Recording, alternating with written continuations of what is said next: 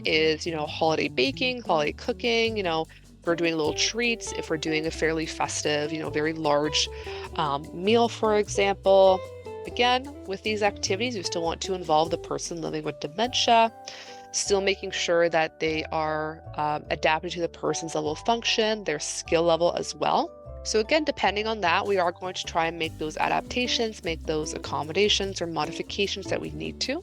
In the kitchen, adaptive technology can be very useful to help with baking or cooking. So if we are using the stove, for example, automatic shutoffs can be great for appliances. Things that have a lot of safety, for example, can be really great. Occupational therapists have a lot of great suggestions when it comes to adaptive technology in the kitchen. Some other things we could think of is, can we simplify maybe baking cookies, for example, such as instead of going through and making a whole recipe, are we okay with going and buying pre-made dough that I just have to slice and place on an oven tray, for example?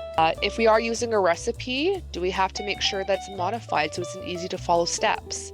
So instead of, 40 different steps in a recipe, can we try and halve that? Or can we try and condense it down to 10 steps? If we're in the kitchen too, so if we're trying to find ingredients, is there a way we can label cabinets or label drawers so the person living with dementia knows exactly what they're looking for, if they're looking for flour or sugar, or if they're looking for any utensils either?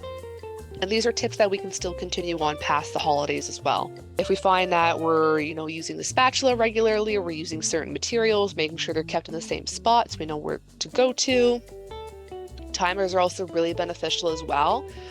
For persons, they can experience a lot of changes in their level of attention, the ability to focus, as memory as well. So timers are really great. Small reminders such as turn off the stove or turn off the tap, or make sure the eggs are in the fridge or the milk is in the fridge, are great ways to also ensure that we're not increasing the risk of someone getting sick. We're not increasing the risk of the cookies burning or anything like that. Whiteboards on the fridge to help with keeping track of ingredients, so I know exactly what I need. There's no, anxiety or restlessness of, did I forget something? Oh, I can't remember, because I know it's right there on the fridge. We can also talk about, if we're doing some sort of feast, can I buy things that have been pre-cut or pre-washed as well?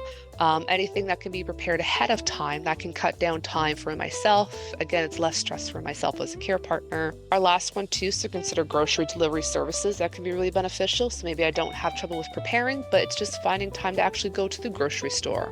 Grocery delivery services are going to be very useful, especially during the pandemic. A lot of individuals may have used them, so we'll still continue using those.